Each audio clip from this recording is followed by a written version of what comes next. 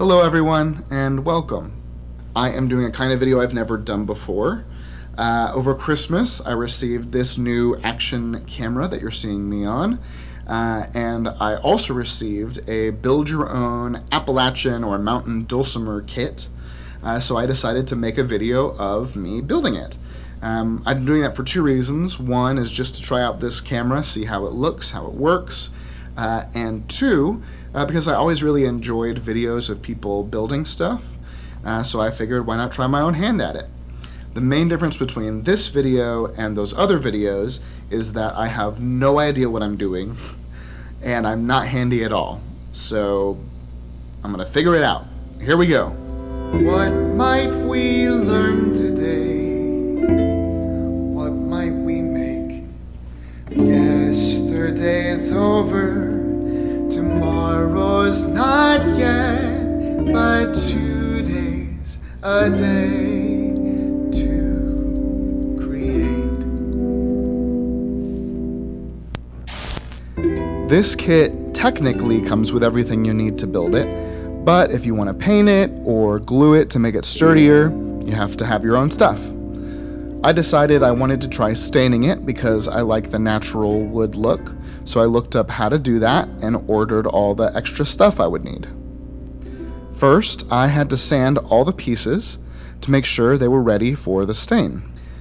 Then I used something called a tack cloth, which is basically just a really sticky mesh cloth to wipe down all the pieces, get the wood bits off from the sanding.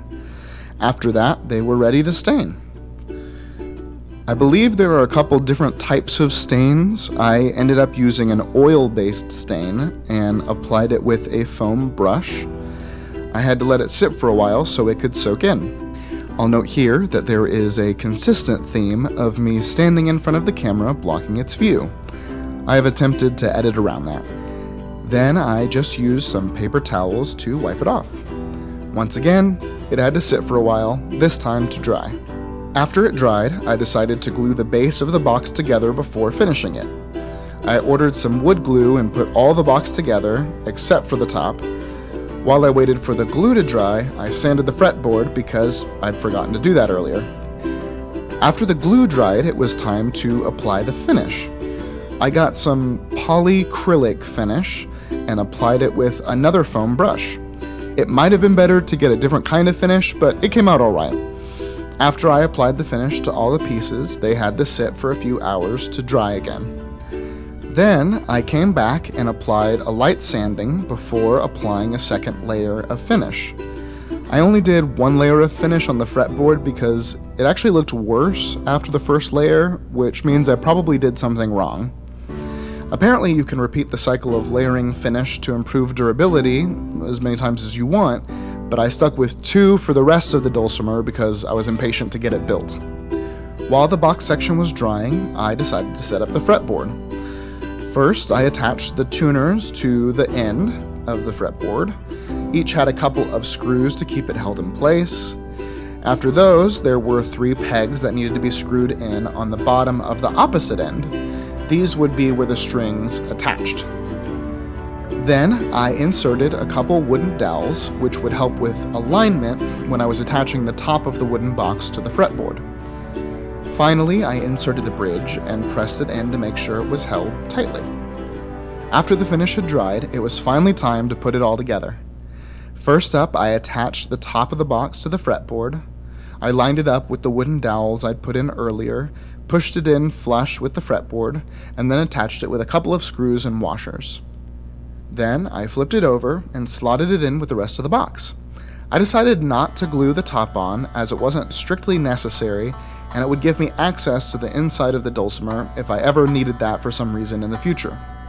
After I made sure the whole thing held together tightly, I put the rubber feet on the bottom.